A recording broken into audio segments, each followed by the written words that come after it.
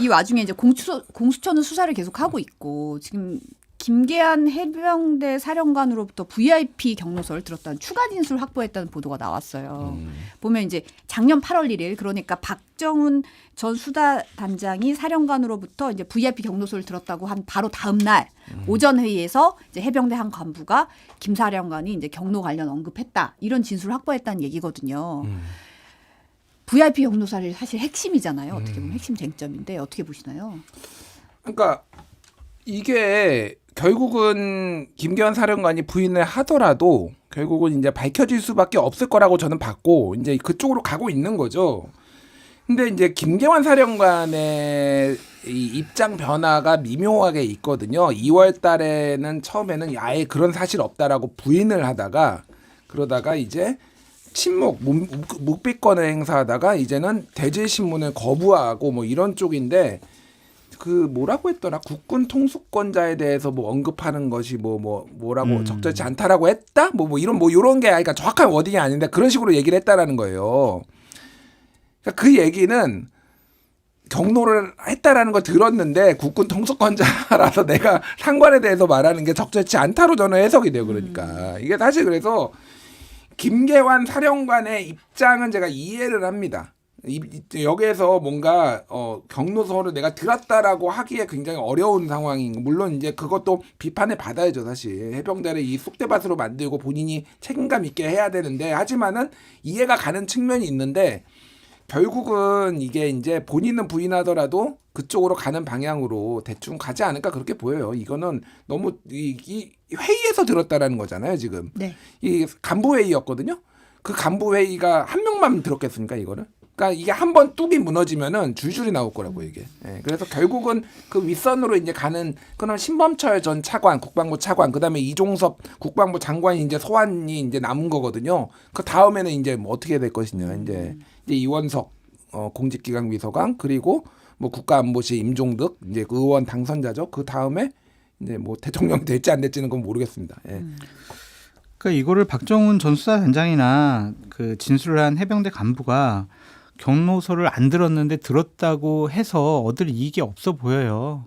그렇기 때문에 이건 사실이 아니냐라는 좀 생각이 들고 경로서를 처음에 얘기했지만 지금은 안 했다라고 하는 그 분이야말로 이해관계에 따라서 좀 진술을 바꾼 것이 아니냐라는 좀 생각이 드는데 저는 이 사건을 이렇게 놓고 봤을 때 정말 창피하고 수치스러워가지고 어쩔 줄을 모르겠어요. 해병대 사령관, 사단장, 부하가 죽었습니다. 근데 책임 회피하려고 그래요. 비겁한 모습 보입니다. 군인들이잖아요. 전쟁이 벌어졌어요. 자기 부하들과 진격 앞으로 총알이 막 와도 국민의 생명과 안전을 지키기 위해서 목숨을 바쳐서 나라를 지켜야 될 사람들이잖아요. 거기에 최선봉에 서야 될 해병대 아닙니까? 그런데 부하들한테 책임을 밀어요. 그러면서 나는 지시 권한이 없었다라고 그런 얘기를 해요. 비겁한 거 아니에요? 어떻게 이런 사람들이 사령관을 하고 사단장을 합니까? 정말 창피해서 어쩔 줄 모르겠다라고 다시 한번 말씀드립니다. 근데 신동욱 국민의힘 당선자가 오늘 아침에 라디오에 출연해가지고 대통령이 경로하면 안 되냐? 안 돼요. 라고 얘기를 했어요. 안 된다. 안 돼요. 안 대통령은 된다. 절대로 경로하면 안 돼요. 왜냐하면 경로하면은요 참모들이 말을 못 해요. 제가 국회에 있을 때 제가 모시고 있는 의원분들이 제가 잘못한 거 있더라도 차분하게 얘기를 하고 이렇게 설명해 주면은 제가 이제 다음번에도 어떠한 건의도 할 수 있고 조언도 할 수 그렇죠. 있고 다른 내용의 보고서도 올릴 수가 있는데 경로하잖아요. 눈치 봐요. 아무 말도 안 해요. 그냥 시키는 일만 하게 돼요. 그러면 안 되잖아요. 나라가 안 돌아가잖아요. 그러니까 대통령은 경로하면 안 된다니까요. 화내면 안 돼요. 화내는 것은 국민의 생명과 안전이 위협받았을 때, 국익이 침해받았을 때, 그랬을 때 화낼 수 있어요. 근데 우리나라 젊은 군인이 죽었어요. 그런데 거기다 대고 사령관, 사단장 이런 사람들까지 왜 처벌하냐고 화를 내요? 그게 무슨 뜻이에요? 그 사람들은 처벌하지 말라는 거 아니에요. 문제 삼지 말라는 거 아니에요. 이건 잘못됐다니까요. 그러니까 우리가 이해하지 못하는 여러 가지 일들이 벌어지는 거 아니에요. 절대로 지도자는 화를 내면 안 된다. 술 드셔도 안 돼요. 항상 맑은 정신으로 냉정하게 국정을 살펴야지 술 드시거나 화내시면 안 된다라고 말씀을 드립니다.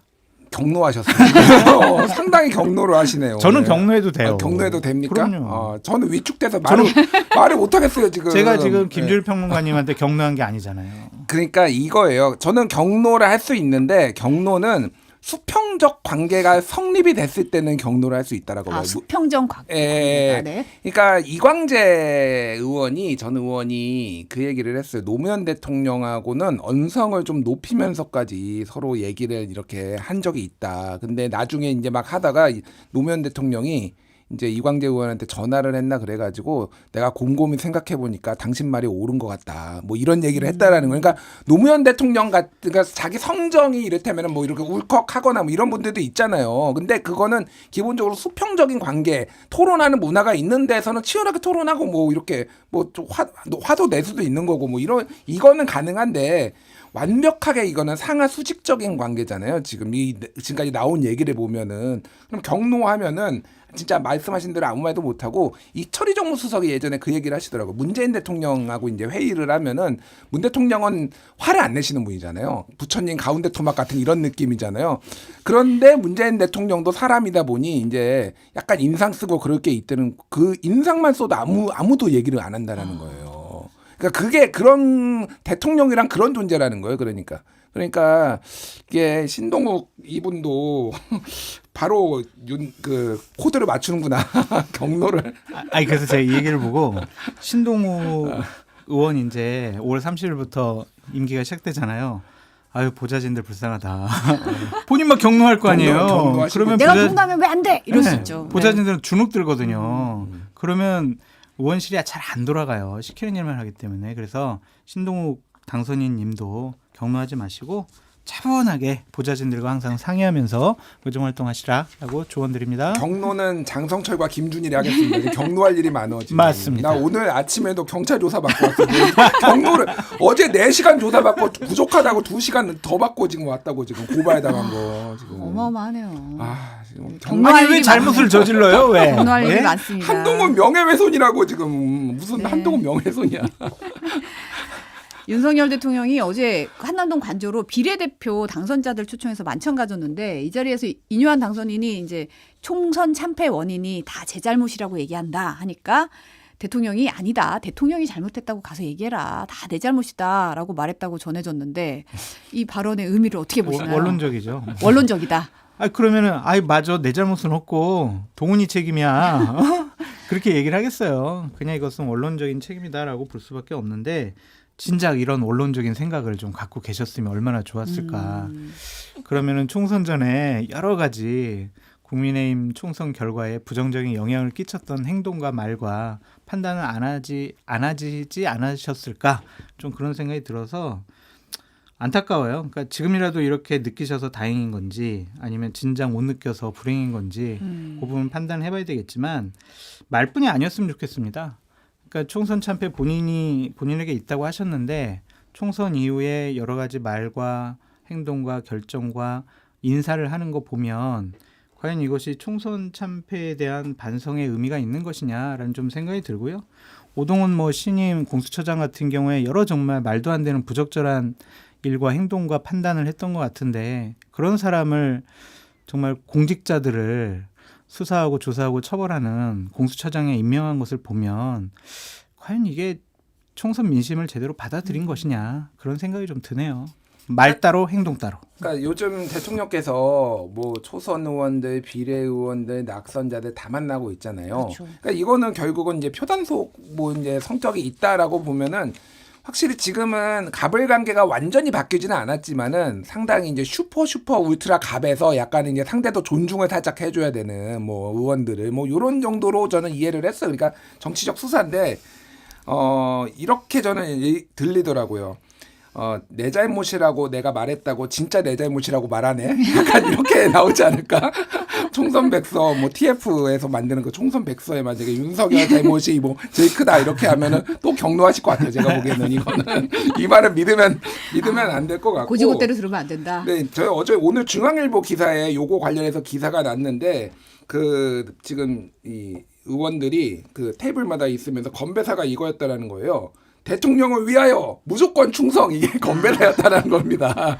그래서 큰일이다 이 정당 정말 그 와중에서도 무조건 충성이라는 얘기가 지금 나오고 있나. 예. 호위무사 되겠다. 호위무사 당해 호위무사. 큰일 났어요.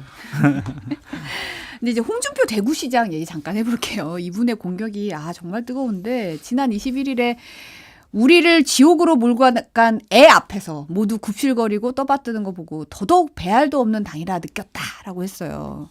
그러니까 이제 박수영 의원이 홍 시장님 더 빨리 나가셔도 좋습니다. 아무도 안 따라 나갈 겁니다라고 SNS에 올렸는데 그러니까 홍 시장이 가당치 않다. 이제 탈당 운운은 가당치 강자하다. 않다. 그러셨거든요. 저는 홍준표 시장의 생각과 판단과 메시지가 충분히 이해가 갑니다. 네. 저 동병상련이라고 생각이 드는데 동병상련. 제가 96년 11월 달 신한국당 공채 출신으로 보수정당에 제가 딱 몸담았었거든요.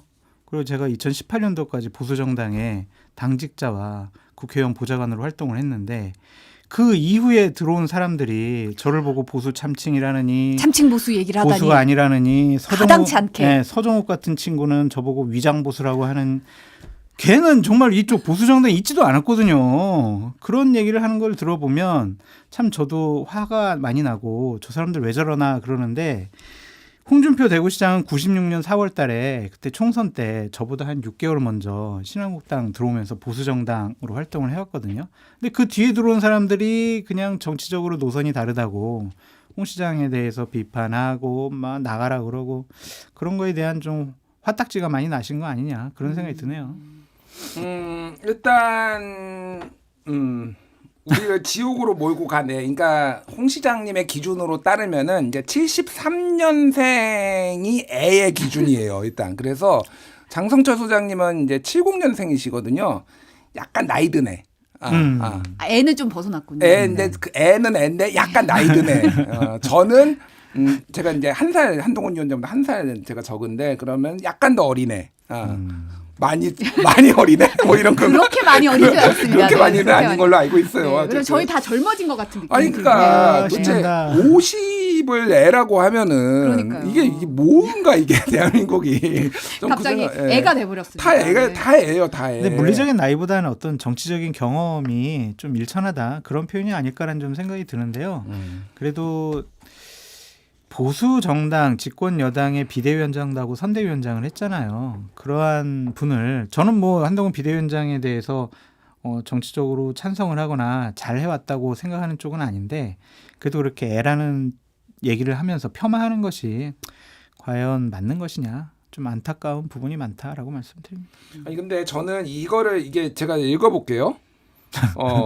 우리를 그나마 마지막 한 가닥 기대를 걸었는데 우리를 지옥으로 몰고 간 애 앞에서 모두 굽실거리며 떠받드는 거 보고 더더욱 배알도 없는 당이라고 느꼈다. 더 기가 막힌 것은 총선에 말아먹은 애한테 또 기웃거리는 당내 일부 세력들을 보고 이 당은 가망이 없다고 보았다. 이렇게 얘기를 했잖아요. 네.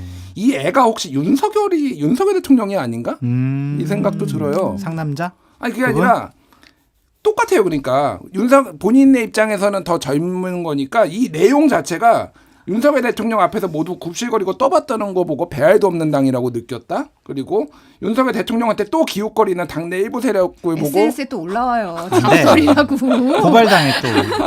아니 그러니까 그만. 내가 말하는 거는 이게 얼마나 웃긴 얘기냐면 한동훈에 대해서 이 비판을 하잖아요.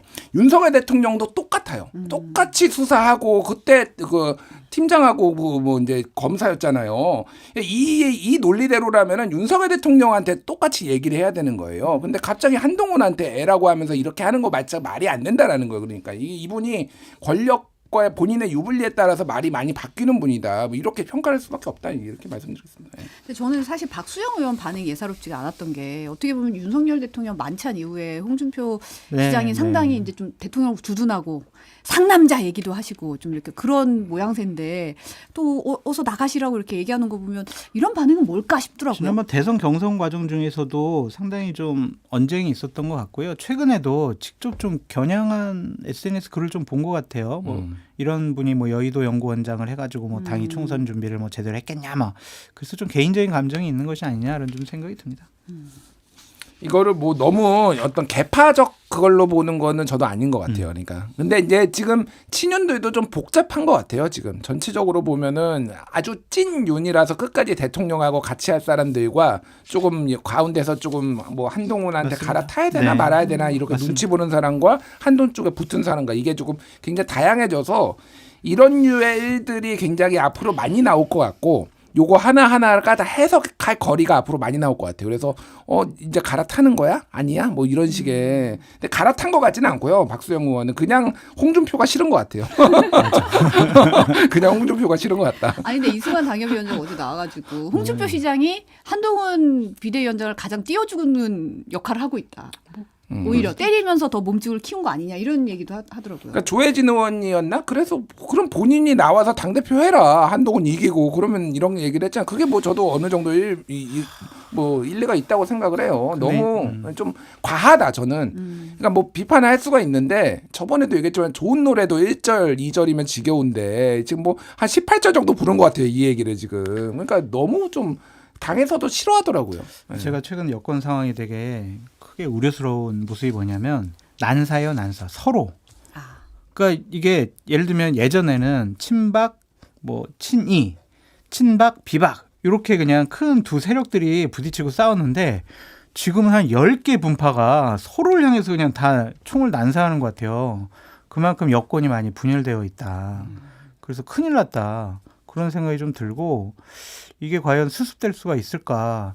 중심은 대통령이 되어야 하는데 대통령 국민적인 지지율이 낮고 또한 최상면 특검이라든지 김건희 여사 특검 때문에 상당히 당에서 국회의원들이 다른 생각들을 좀 하고 있고 국회에서의 압박도 심하기 때문에 대통령이 여권의 중심적인 역할을 하기도 어려운 상황이거든요. 당에도 좀 그래 저분 말이라면 좀 우리가 좀 들어야지라고 큰 어른 같은 역할을 할 분들이 없어요.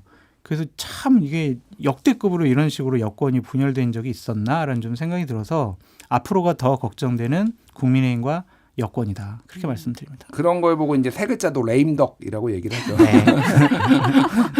레임덕이 오고 있다. 근데 사실 직구 논란 철에 두고도 이제 뭐 유한나, 그렇죠. 또 뭐 오세훈 시장까지 참전해가지고 그러니까요. 뭐 처신 나오고 이제 서로 그냥 다 공격이야. 그냥 다 그냥 적이야 적. 큰일 났어요. 큰일입니다. 모두까기는 제 브랜드인데 이게 지금 이렇게 경쟁력이 되면 약화되네.